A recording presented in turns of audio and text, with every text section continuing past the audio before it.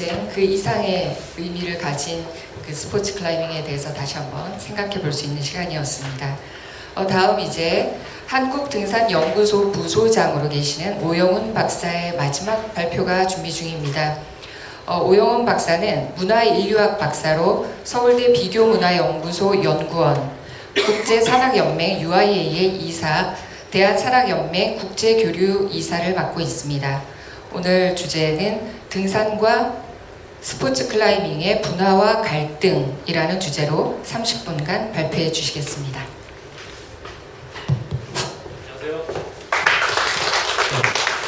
안녕하세요. 오늘 등산과 스포츠 클라이밍의 관계에 관해서 이 세미나를 준비했는데 여러분들 많이 와주셔서 감사합니다. 등산과 스포츠 클라이밍의 관계에 관해서는 지난 한 30여 년 동안 국내 산악 관련 공론장, 잡지나 이런 데를 통해서 많은 갈등들이 있었습니다. 초기 30여 년, 20여 년쯤 전에요. 그때 엄청나게 많이 있었는데 그런 것들이 공론장에서는 사라진 지 오래이지만 그것을 왜 지금 다시 논의하느냐. 예컨대 전국처전에서 스포츠 클라이밍의 종별 이름은 산악으로 지정되어 있습니다. 그리고 그 산악을 관장하는 단체는 전국민 산악운동을 표방하고 나서었던 대한산악연맹에서 주관하고 있습니다. 그것을 그런 어떤 제도적, 법규적, 행정적 측면뿐만 아니라 거기에서 전통 등반을 담당했던 분들은 왜 우리 전통 등반을 담당해야 할 산악연맹에서 스포츠 클라이밍에만 관심을 쏟느냐 하고 불만이고, 그 반대로 스포츠 클라이머들은 왜 우리의 주요한 업무 일들을 전문 산악인들이 우리와 관련 없는 그런 사람들이 관리를 하느냐, 이렇게 불만입니다. 양자 간에 이런 불만이 있는 상황에서 과연 이런 것들을 어떻게 해법을 찾아 나가야 될까 하는 것이 제 발표의 그런 목적이라고 하겠습니다. 특히 이것들을 살펴보기 위해서는 과연 스포츠 클라이밍이 국내에 어떻게 정착했고 그 정착한 것이 어떻게 분화해 나갔으며 지금 현재까지 오게 되어 있는가, 그리고 거기에서 갈등들, 또 현장에 있는 사람들이 해법은 어떻게 제시하는가, 이런 부분에 대해서 간단하게 조사를 좀 해봤습니다. 발표의 차례는 이렇습니다. 먼저 스포츠 클라이밍의 하나가 아니라 다면적 속성도 여러 가지가 있습니다. 등산과 맞물려서 변해간 그 부분을 살펴보겠고요. 스포츠 클라이밍에 대해서 뭘 이해하지 않는 그런 태도들이 많이 있고, 그리고 경시하는 태도도 많이 있었습니다. 이 부분을 살펴보고요. 그리고 나아가서 구체적으로 조직적인 제도적인 측면을 살펴보겠습니다. 대한산악연맹에 관해서 비판과 분리 요구를 살펴보고, 또 반대로 전문 등반 산악계, 전문 등반했던 그런 집단에서는 어떻게 이 상황을 보고 있느냐, 또 그 사람들의 요구는 무엇이냐 보고, 마지막 결론으로 제가 5가지 고려사항을 살펴봤습니다. 조사를 했습니다. 면담을 했습니다. 대한산악연맹 주요 관련자를 4명 제가 선정해서 심층 면담을 진행했고, 외국 연맹 임원도 만날 기회가 있어서 3명 면담을 했습니다. 그 외에 주요 산악 잡지들 그리고 관련 기록들을 참고 조사했습니다. 스포츠 클라이밍 다면적 속성을 보겠습니다. 등반 경기, 클라이밍 컴피티션에 관해서는 먼저 1940년대 소련에서 시작된 것으로 되어 있습니다. 그리고 그것이 꾸준히 발전을 거듭해서 60년대에 이르러서는 국제적인 관심을 끌게 되고, 80년대 말부터 90년대 들어와서는 공식적으로 국제 경기가 이루어지게 됩니다. 2007년에는 이제 국제산악연맹 안에 있던 스포츠 클라이밍 경기를 주관하던 위원회가 분리돼 나와서 국제 스포츠 클라이밍 연맹 IFC가 설립이 됩니다. 국내로 보면 1938년에 기록이 있습니다. 인수봉 만경대 만장봉에서 양정부부 산악부가 주최를 해서 속도 등반 대회를 했다 하는 기록이 있습니다. 그리고 1981년에 가서는 대한산악연맹에서 제1회 전국 암벽 등반 대회를 개최를 하고 그것이 계속 이루어져 내려오게 됩니다. 그런데 1990년부터는 처음에는 자연 암벽에서 하다가 나중에는 자연 암벽에 인공 홀드를 설치했다가 비판이 있으면서 그런 시행착오를 거듭한 끝에 90년부터는 인공 암벽에서 등반 경기를 개최하게 됩니다. 두 번째 개념을 보겠습니다. 자유등반과 국내는 또 일본에서도 마찬가지로 하드프리라는 개념이 먼저 정착이 됐습니다. 1980년대 초에 요세미티라든가 일본 조가사키 암장 스포츠 클라이밍 아주 고난도 스포츠 클라이밍 암장 루트가 모여 있는 곳인데 거기에 다녀온 등반가들이 있습니다. 그분들을 통해서 거기에서 사용되는 용어 하드프리라는 용어를 국내에 들어왔고 그래서 국내에서도 이런 하드프리 등반이 시작이 됐습니다. 80년대에요. 또 80년대 84년 85년 이럴 때 독일의 제프 귀스 벤트너라든가 미국의 러스쿨른 등 서양의 아주 고난도 등반하는 등반가들 내한에서 우리 국내 유수 등반가들과 함께 등반합니다. 주요 고난도 루트의 자유등반을 그때 처음 시도해서 성공하게 됩니다. 호랑이 골크랙, 거룡길, 남측오벤, 강저크랙 등 강저크랙은 그때 초등을 하지 못했는데 아주 현상금까지 걸리면서 국내 등반가들이 열심히 하다가 마침내 1989년에 초등이 되게 됩니다. 이것을 하드프리라고 불렀습니다. 스포츠 클라이밍과 인공 암벽 등반에 되겠습니다. 하드프리는 예를 들어서 볼트가 기존에 설치되어 있거나 설치되어 있지 않은 그 확보물을 설치하면서도 올라가는 자유등반을 말합니다. 스포츠 클라이밍과 인공 암벽 등반은 영어에서 생겨난 말입니다. 영어 단어 스포츠 클라이밍은 1980년대에 처음 나왔습니다. 기존 암벽 등반에서 볼트 설치를 통해서 위험 요소를 제거한 등반 형태를 지칭하기 위해서 생겨난 조어입니다. 국내에서는 인공암벽 등반만을 일반적으로 지칭하게 됩니다. 그리고 개념적 차이가 있죠. 왜 그렇습니까? 제가 분석한 바로는 1980년대 말 하드프리 등반가들이 예를 들어서 가장 국내 최초의 실내 암장은 경남 마산에 있었습니다. 거기에 이제 꼬시락바위라든가 주요 하드프리에 등반할 수 있는 그런 암장들이 그 인근에 있었고 그 등반하는 사람들이 실내 암장을 만들어서 주말에는 그 바위 자연 암장, 주중에는 실내 암장 그래서 순환하는 그런 일종의 그런 도식적인 형태로서 하드프리 등반가들이 인공 암벽 훈련을 많이 했습니다. 그리고 제 11회 대회부터 그러니까 두 번째 인공암벽에 열린 91년 대회부터 이름이 전국암벽등반대회가 전국 스포츠 클라이밍 대회로 명칭이 바뀌게 됩니다. 그래서 제가 조사를 해본 결과 국내에서 사용된 일상적으로 현장에서 사용되는 용어들은 그러니까 사전적인 용어가 아니라 일장의 현장에 있는 용어들 사람들이 사용하는 용어가 있어요. 스포츠 클라이밍이라 하면 인공암벽 등반을 일반적으로 지칭합니다. 외벽 등반이라면 로프를 사용해서 등반, 그러니까 볼더링이 아닌 실외 인공암벽을 일반적으로 지칭합니다.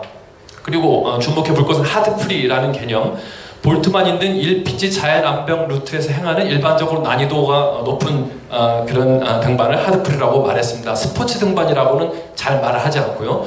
자유 등반 혹은 스프리 클라이밍이라는 말, 제가 이렇게 두 가지 말을 이렇게 공동으로 집어 넣은 경우는 그렇게 개념화가 명확하게 우리가 사람들 사이에서 활용되고 인식되고 있지 않다는 것을 반증하는 것이기도 합니다.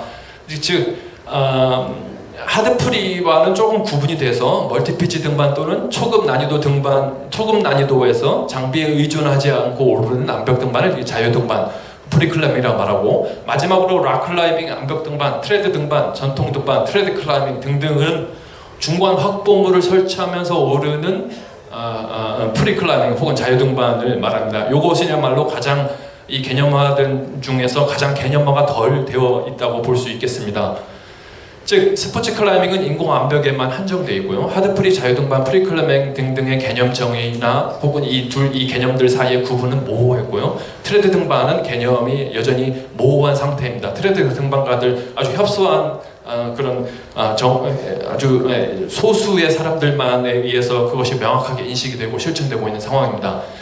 스포츠 클라이밍에 대한 몰이해와 경시를 살펴보겠습니다. 스포츠 클라이밍 몰이해 제가 살펴본 것과 기존 전분 등반 산악계 일반 분들은 스포츠 클라이밍은 전분 등반의 하위 분야다라고 하는 인식 경향이 처음 스포츠 클라이밍이 도입된 80년대, 90년대, 2000년대 현재까지도 그 인식은 점점 없어지긴 하는데 이런 인식 가진 사람이 많이 있습니다. 즉 특히 연맹에서 그 대회를 유치하고 개최하는 이유는 경기 등반 개최를 통해 결국 고산 등반 성과로 이어지는 게 세계적인 흐름이기 때문에 우리가 스포츠 클라이밍 대회를 해야 된다 하는 인식이 산악연맹 관계자들 사이에서 있었습니다.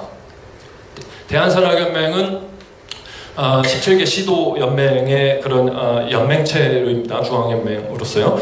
각 시도 연맹 역시 필요에 따라서 스포츠 클라이밍을 유치하는 것을 볼 수 있습니다.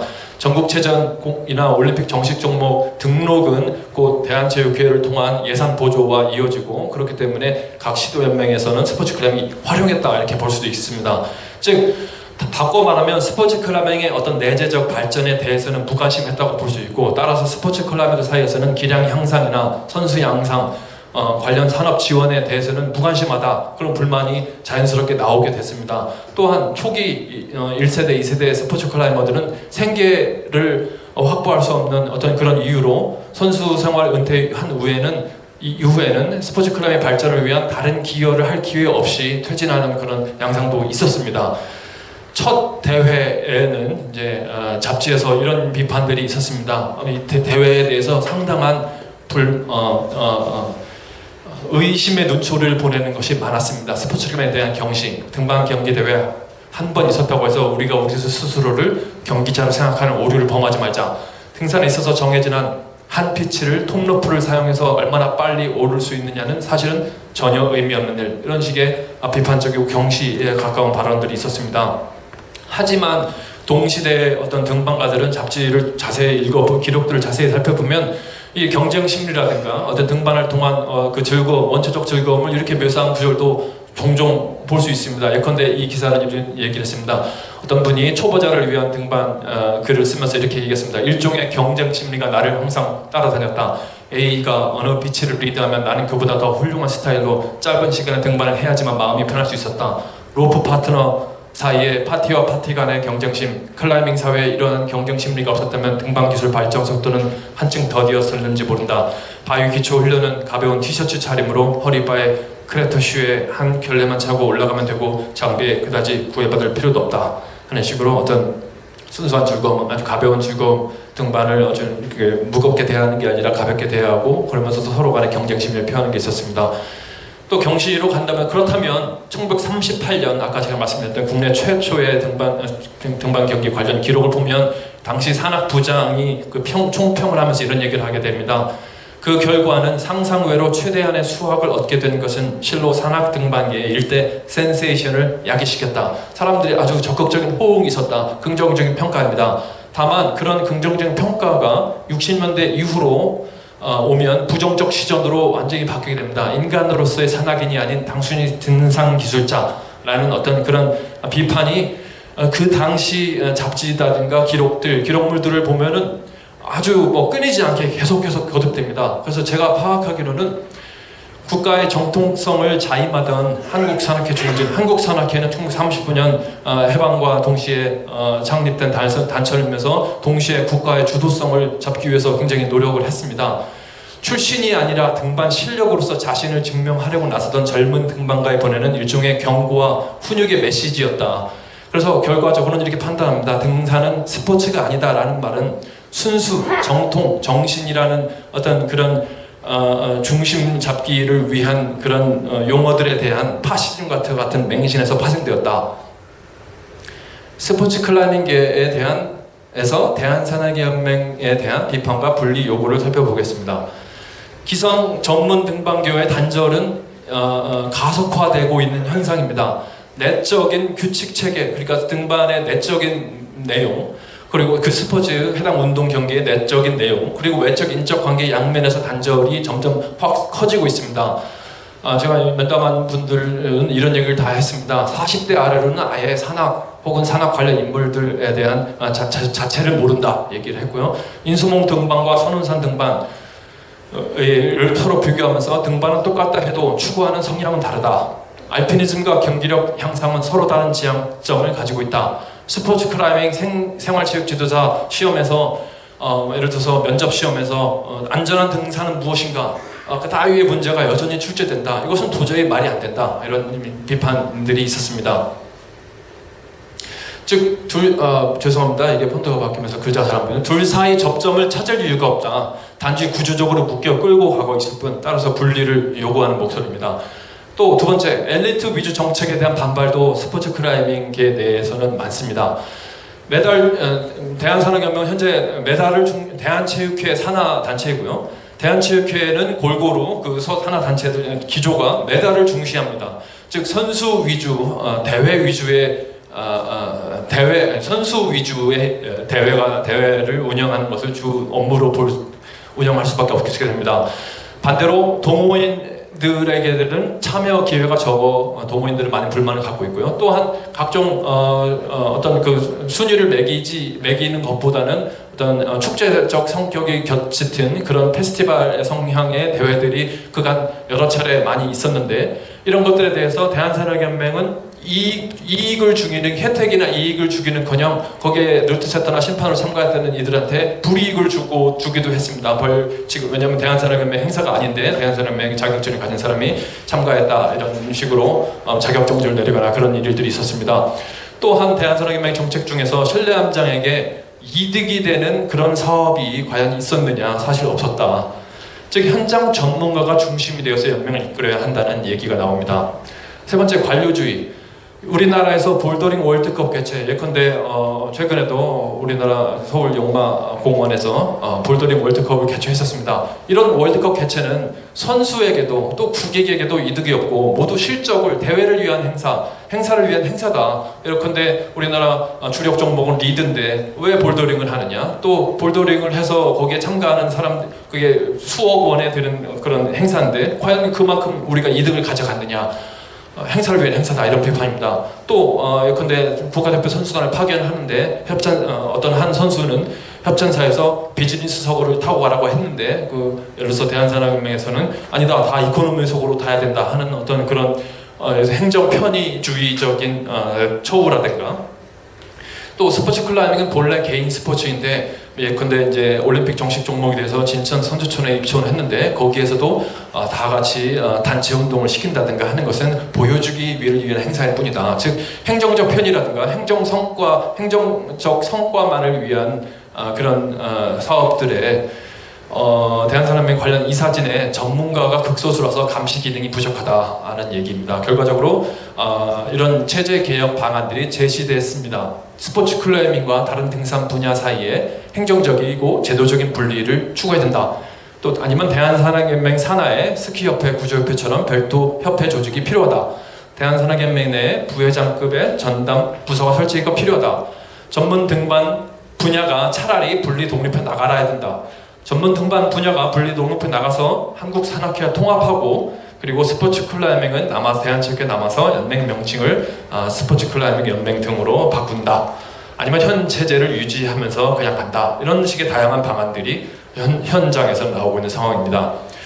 그럼 반대로 전문 등반계의 상황과 개선의 요구를 살펴보겠습니다. 전문 등반가들은 정체성이 훼손된다, 이렇게 보십니다. 한 지방 연맹 회장이 산악연맹 총회에 와서 참가를 하고서는 50분간 회의를 했는데 40분 동안 스포츠 클라이밍에 관련된 안이 논의되는 것을 보고 회의 마친 다음에 나와서 하는 얘기입니다. 이게 산악연맹에 맞느냐? 문제가 있다. 우린 자존심이 상한다. 국가에서 예산 몇 푼 받겠다고 그냥 분리해주고 우리 산쟁이들끼리 몇 푼 걷어서 연맹을 유지하자.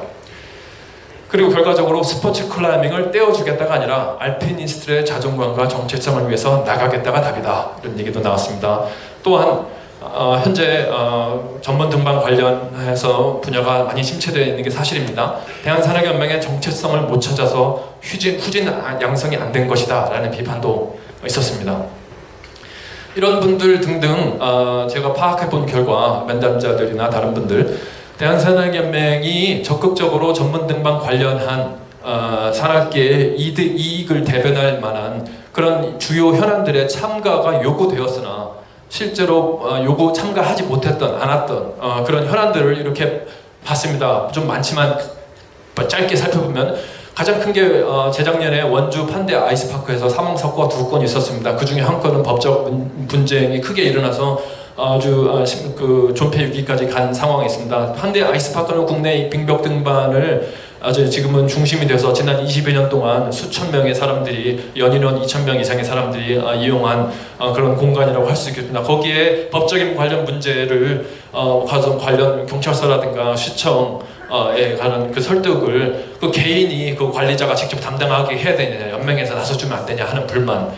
두 번째, 춘천시에서 국립공원의 규제를 따라서 국고, 폭포, 빙벽 등반에 대해서 통제를 시작했는데 그것에 대해서 연맹 같은 데 나서줘야 되지 않느냐. 또 현재 여러분 아시는 분은 많이 아시다시피, 문제가 됐다시피 국립공원공단에서 공원 내 암벽 등반은 거의 유사 불법화된 그런 가고 있는 그런 상황입니다. 물론 지방연맹 등에서 나서준 사례가 없진 않지만 그런 데서 좀 더 조직적으로 나서야 된다. 울산바이오에서 볼트 제거를 둘러싼 논쟁도 최근에 이슈가 되기도 했었습니다. 등반가들 사이에 논쟁이 있었는데 이런 부분들에서 연맹체에서 좀 더 조직적이고 그런 대화의 장을 마련해야 되는 거 아니냐. 1구구조대, 국립공원 공단 구조대, 각종 구조대들이 난립하는 상황입니다. 서로 간에 조직적 그리고 지방연맹에도 구조대가 있고 이런 것들에 대해서 좀 더 거대한 그런 교통정리가 필요하다. 그런데 하지 못했다. 또 전문 등반 관련 현재보다 더 다양한 분야의 교육 사업이 필요하다. 전문 등과 관련 문화개선 사업, 예컨대 인터넷 산악회라고 소위 인터넷 산악회로 불리는 어떤 뭐 가이드 한 명에 의존해서 많은 사람들이 이렇게 따라가는 그런 방식의 등반 문화에 대해서 어떤 그런 병폐라고 지적들이 되어와 있는 게 사실입니다. 그런 부분들에 대해서 어떤 현안 조사라든가 어떤 적극적인 그런 응대에 대해서 조직적으로 나서지 않고 있다. 초중고 정규 등산 교육에 아웃도어 활동, 캠핑, 등산 등에 대해서 포함을 추진해서 국가적인 면에서 이런 것들을 조직적으로 나서야 되지 않느냐. 아이스 클라이머들도 있지만 스포츠 클라이머들과 아이스 클라이머들 선수들은 거의 겹치지가 않습니다. 한 10% 정도밖에 겹치지 않습니다. 그래서 아이스 클라이머들은 소외감을 얘기합니다. 이런 부분에 대해서도 조직적으로 누가 얘기를 하느냐. 공단, 산림청이 전문 등반을 완전히 병폐처럼 취급하고 있는 그런 상황에서 도대체 연맹은 무엇을 하고 있느냐 등등. 국립산악박물관 전문 산악인을 양성한 최성의 산악 교육자들을 양성한다고 연맹에서 노력을 해서 설립이 되었으나 지금은 전국민 일반 등산 교육 단체로 변해가고 있는 이런 상황에서 국립등산학교 말입니다. 연맹에서 나서야 된다 이런 얘기합니다. 해외에 가서 연맹 관계자들도 몇몇 분들을 면담을 한 사례가 비교 연구가 될 것 같습니다. 슬로바키아 회장에 관하면 면담을 했는데요. 스포츠 클라이머들은 대회에 나가지만 동시에 자연암벽에서도 등반하기 때문에 한 단체에서 이들을 모두 관장하는 게 자연스러운 일이다 라면서 전혀 문제없다 이런 얘기가 있었고요. 영국에서는 영국 등반협회 BMC에서 대회 운영을 위해서는 올림픽위원회의 규약을 따라야 한다. 여기서 근본적인 차이가 발생한다. 등반가들을 대변할 것이냐 아니면 등반가들을 지배할 것이냐 둘은 서로 완전히 다른 것이다 라면서 영국 산악회 측에서 이렇게 어떤 비판적인 얘기를 했습니다. 일본은 최근에 일본 산악회가 일본 등산 스포츠 클라이밍 협회로 명칭 변경을 하면서 명칭만이 아니라 조직체까지 완전히 대폭 개선을 했습니다. 예산 집행권까지 포함해서 그 히라마 유지 전 국내외적으로 큰 명성이 있는 히라마 유지가 부회장을 맡으면서 적극적인 사업 결행이 가능해져서 발전을 꾀할 수 있었다 이런 얘기가 있습니다. 중국과 홍콩은 처음부터 양자 분리상으로 출발했다. 즉 이런 거 제도적인 측면, 조직적인 측면, 집단적인 측면, 전국민적인 측면을 보면 이런 것들을 세 가지를 서로 다 성격이 다른 세 가지를 어떻게 맞물릴 것이냐 하는 그런 문제로 요약할 수가 있습니다. 일반 등반가들의 요구 사항이 있고요. 스포츠 클라이머 동호인뿐만 아니라 뭐 일반 자연암벽 등반하는 사람 각가지 분야에서 등반하는 사람들의 요구 사항이 다양하게 있습니다. 그리고 엘리트급 선수들의 요구 사항이 있습니다. 기량 향상, 그 성적 이런 것들을 위한 그 사람들의만의 요구 사항이 있습니다. 그리고 이 종목, 그러니까 IOC에 등록된 스포츠 클라이밍이라고 등록되어 있죠. 클라이밍이라는 종목을 관장하는 관장 단체로서 어떻게 심판이나 대회를 운영할 것이냐 하는 것, 이 전혀 성격이 다른 이 세 가지를 어떻게 조율할 것이냐 하는 문제가 본격적으로 논의가 되지 않았다 이렇게 말할 수 있겠습니다.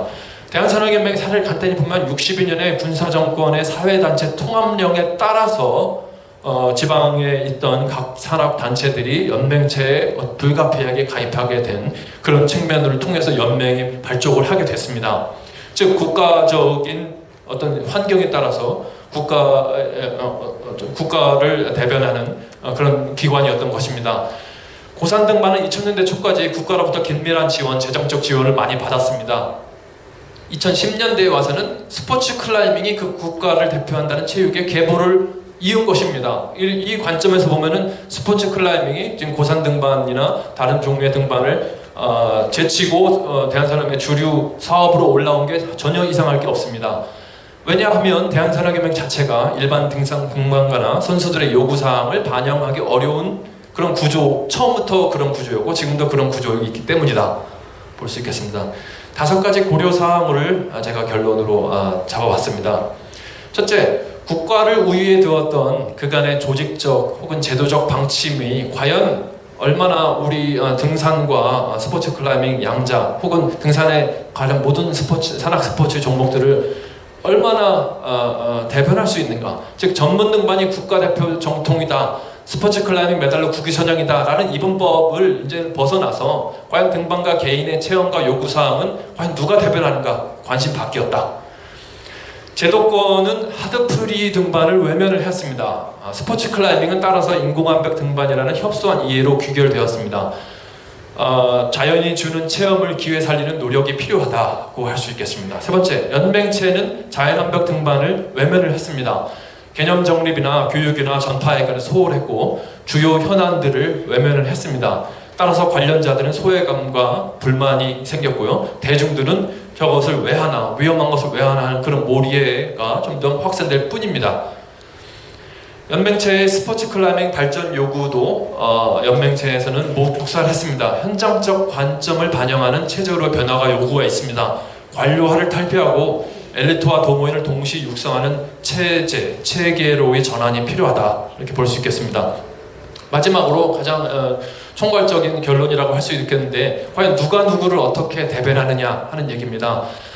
지금 산악 스포츠, 산에서 등산이라고 한마디로 등산과 스포츠 클라이밍이 서로 갈등 관계에 있느냐, 이 질문 자체는 말이 안 되는 질문이라고 지금 발표를 보셨으면 이해하실 수 있겠습니다. 왜냐하면 등산이라는 것이 한 가지가 아니기 때문입니다. 계속 분화와 변화를 거듭해 왔기 때문이고 다양한 종류의 산악 스포츠로 현재 진행이 되고 있습니다. 알파인 클라이밍, 스포츠 클라이밍, 아이스 클라이밍, 고산 등반, 그리고 트레드 클라이밍, 하드프리, 이 모두 볼더링 모두 다 다릅니다. 다르고 각 내재적인 체계가 있고 등반 윤리 혹은 규칙이 다 있습니다. 서로가 서로를 어떻게 생각하느냐, 소통이 없기 때문에 이해가 없고 무관심이 생기고 반목, 경시, 갈등이 난무합니다. 누가 잘못했다기보다는 이런 것들을 서로 간에 대화를 할 수 있는 그런 공동체의 부재가 근본적인 문제가 아닌가 이렇게 파악합니다. 이상으로 발표를 마치겠습니다. 감사합니다.